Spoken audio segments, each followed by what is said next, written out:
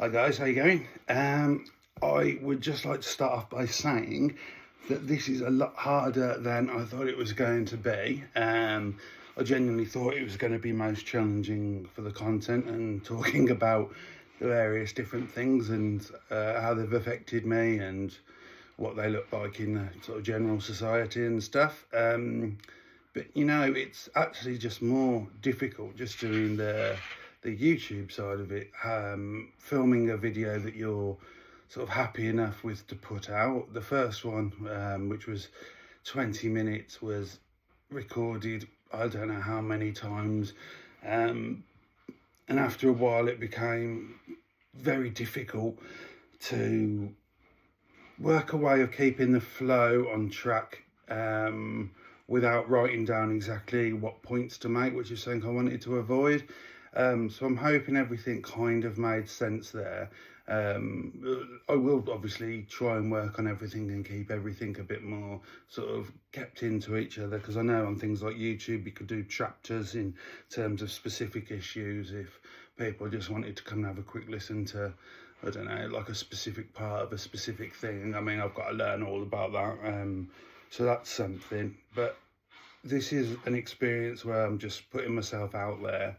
I'm trying to learn something new. I'm trying to put myself out there with people that I've not really had much experience with for the best part of 14 years. Even my experience was predominantly playing sport, so it was pretty much match, come off court, make an excuse for not staying, go home, come back for socials, do the same, come back to help train people or do that.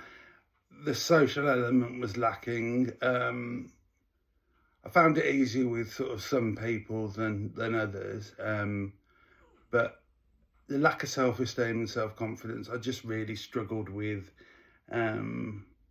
Just the basic of like believing people want you around, that they're not just asking you out of politeness.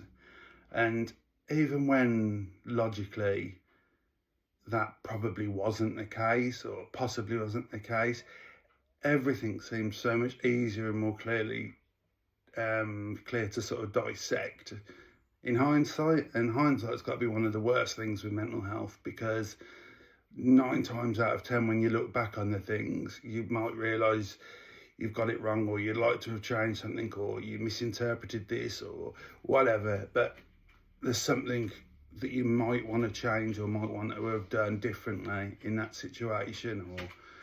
And yeah, that's something I regret a bit, because I just wish I had sort of more belief in myself outside of like the common courtesy of asking someone. I always get invited to play like the sport, because at the time I was a pretty good club player at that level, so that was never really an issue for me. But the social side of it still was. I think one thing I've noticed is that when you don't fully, when this is sort of taken over, it's sort of stopped me feeling quite as much as an adult as I thought I'd feel at this age, because I've still had to be, I suppose, quite dependent on a few things to sort of help me through situations. I mean, my dream was to always have kids at this age and be married, but through various incidents, it's not been something I've been able to commit to or felt comfortable committing to. Not through like having no options, having no choice, etc., but more just making sure that with a commitment that's going to last like a long time, I'm in the best place I can be for that commitment. Because if I ever did have a child, I'd never want to let it down, or it not to be proud of me kind of thing, because I don't think I'd be able to cope with that. So it would be something that I'd have to be in probably the best place I've been in since my sort of early 20s, which feels like a long way to go, but I mean, I've sort of this year started off terribly. I was in sort of excruciating pain, didn't have much hope with it. But I was then finally sort of given a bit of respect and listened to a little bit, and offered an operation to fix my back, which was sort of what I was looking for. I know that sounds strange, no one really wants an operation, but I've had one prior about 10 years ago, and that operation helped get me back to playing tennis, helped me just sort of do like the normal things realistically, instead of struggling for a reason to sort of leave the house, a reason to go for walks. I'm quite blessed in a way because I have got this little fellow. He's called Ted. He has been my reason for living and my reason for getting out of bed and getting out of the house for the best part of 8 years now, since I had him as a pup. He was one of the things I'm sort of like most proud of in my adult life, which seems a bit strange, but things when they're like new and quite intense, it's quite difficult. And also, as you can see over that shoulder, this is my newest addition. She is a Persian chinchilla called Nifty, if any of you have seen Has Been Hotel on Amazon. She is a gorgeous little thing. So if you say hello, come on. Over here. No.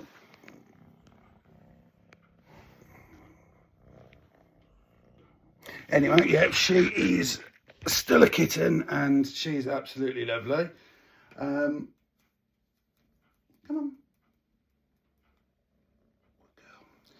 Yeah, so she's been a really nice addition to the family.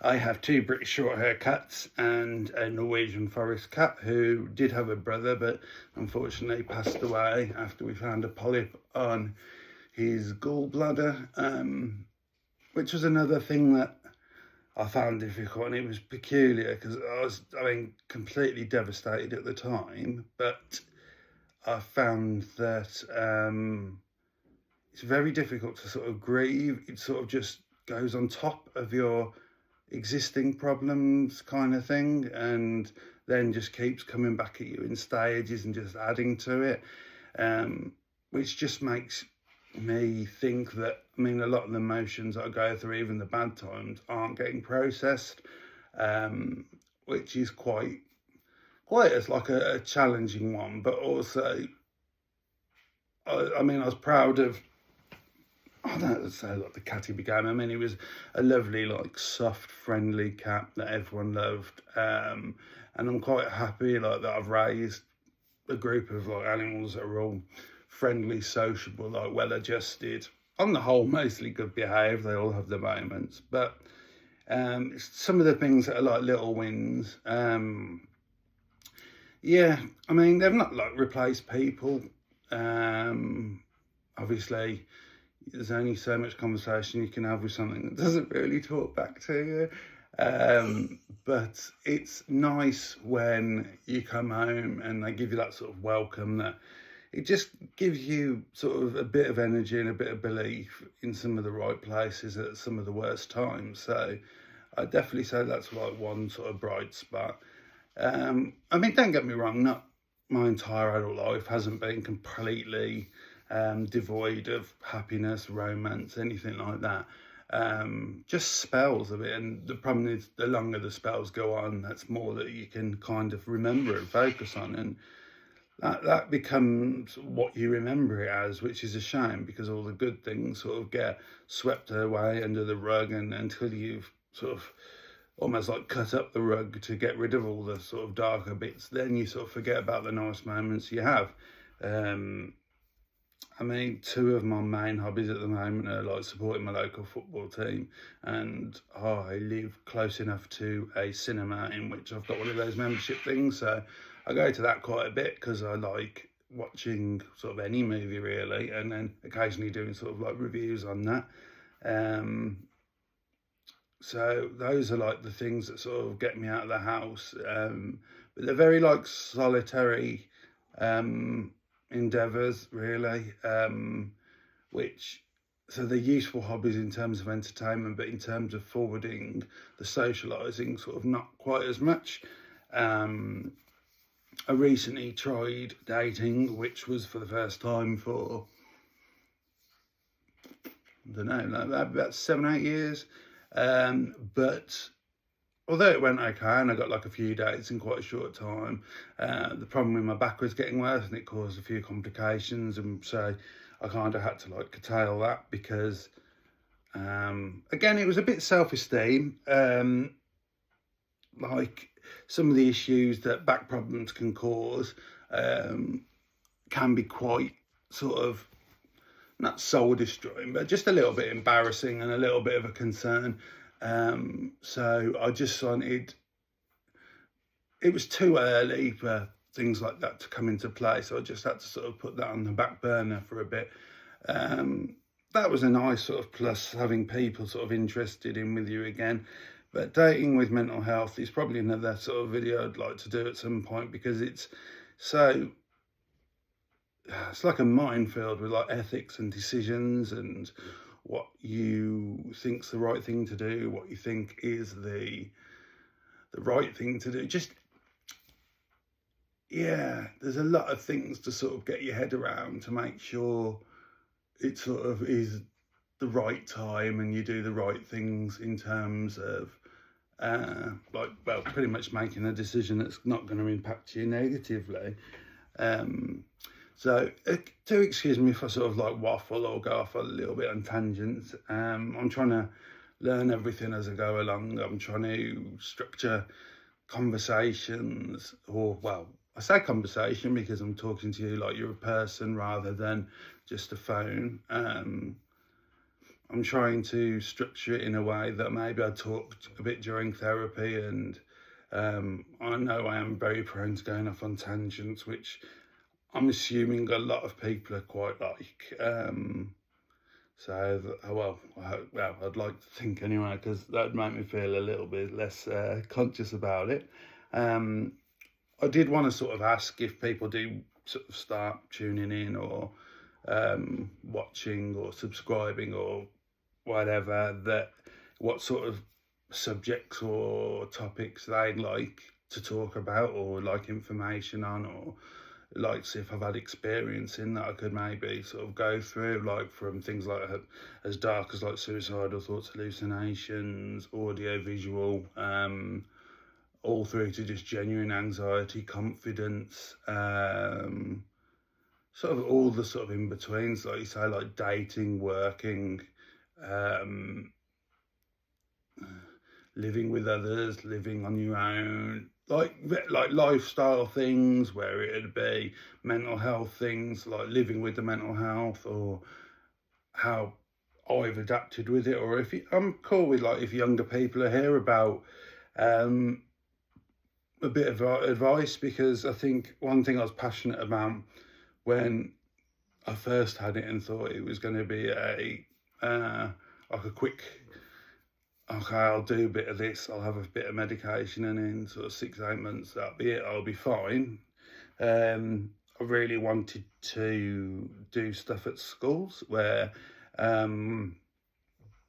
feel like when you leave, I left at 16, and I was still in a time that when, if you left school at 16, you were seen as like lesser than the people that stay on, like they're the bright ones, they're the ones that are going to succeed. You're going to be the one who doesn't sort of amount to much. And that was kind of just sort of like the bit of like the attitude kind of then. And you don't kind of realise that when that last sort of day of school happens, and then within a few days of being there, although you're still 16, so you're still like a child in age, your world has changed to pretty much an adult one. Granted, a lot of people obviously still live at home. I mean, some people don't, and I can't really sort of speak from that experience, but at that time, sort of like you live at home, so that part of it's still sort of a bit childlike, but you're sort of looking for jobs, you're interacting mainly with adults, you're starting like a brand new set of skills, of understanding, of responsibility, and it is a lot. And I don't think anything prepares you for that at school. I mean, I know that they give you like 1 hour of sex education at some point, and that's probably about it as advice for being an adult. But I mean, realistically, anything else, I mean, clueless about. I mean, things like, even as basic as things like council tax, paying your bills, household utilities, how things work, what things do.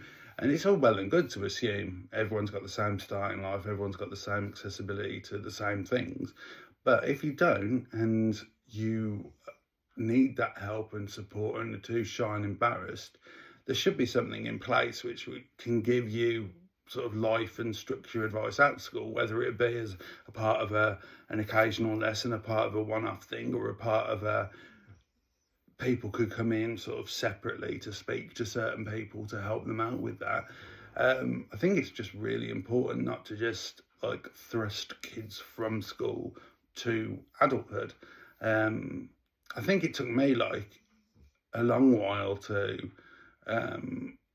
really sort of fit into that world, because you're so young. And I mean, being a lad as well, you sort of shoehorned into that with like banter and that kind of thing. And like, when they're a lot older than you, it's quite sort of intimidating at the start. But I mean, I did well enough for myself. I was like a manager at places. I was assistant manager already when I was 16, just in like retail and things. And then I moved into like banking and various other things. But it is a huge life change. And going back, I wish I'd had a bit more like knowledge on life, because I feel that in your head when you're about to like potentially leave school, that you think, oh my God, yeah, I'm so sick of school. I just want to, I don't know, I want to have a bit more free time, or I want less structure in my days, or I want to be able to have the freedom to do this and that whilst doing what I want at work and finding a job I like, etc. Whereas you don't fully understand how different it's going to be. And don't get me wrong, not everything's external. I didn't feel particularly stressed or anxious at the time I left. But looking back, I now like notice signs of things that could have been done or handled differently to give me a bit more of a sort of a chance at sort of adapting a bit easier, or knowing what to expect, or having the confidence to not think that anyone who was sort of helping out or giving a job to a 16-year-old was doing you a favour. And having like sort of, again, self-worth, like knowing what you're worth. Just because you're younger doesn't mean you're any less valuable or anything to a company. And it also doesn't mean that you failed school or you're stupid or anything like that. A lot of people are growing to like, or continue to be, really intelligent people. They just don't like school style of learning, which again, it's really strange how life conditions you into these sort of situations. I like learning now. Like I like learning new things, whether it be about like animals or marine biology, or how things work, sports, cars, etc. At school, outside of like maths and maybe like the odd logical thing, stuff didn't particularly interest me too much. And I found a lot of people sort of felt sort of quite similar. But if I could go back to school now, I'd do things differently. And I have at occasions thought about redoing certain qualifications. I've redone a couple and done all right with it, but I would quite like to sort of think that the world's changed a bit, where they give a bit more help and support, and they're more open-minded to people who do decide to leave school early. It'd just be nice to give kids a bit more additional support. It's nice that their mental health's being considered now, because I mean, that was pretty recently, to be honest. I mean, I don't even know, prior COVID, I think it might have been started to have been mentioned then, but before then it was never really a topic of anything people really spoke about. So there is slowly progressions in all fields, but the service was stretched as it was prior to any of that, and it's only getting stretched further now. So that'll be something I'll sort of go into a bit more about how the service works and various other things like that. I think I'm coming up to sort of the length of video that I'm probably going to aim to do or try and do. I hope sort of some of my opinions or something I've talked about resonates, or don't know, makes you think, oh yeah, me too, or I don't know, just a little form of a connection, or makes you feel like a little less isolated or alone, and that there's someone else in the world thinking the same way or viewing things the same way as you. If that gives you any joy, any happiness, any support, that means more to me than you'll know. So I will thank you if you have managed to put up with me rambling on for this amount of time, and I will hopefully be back not too long away. Cheers.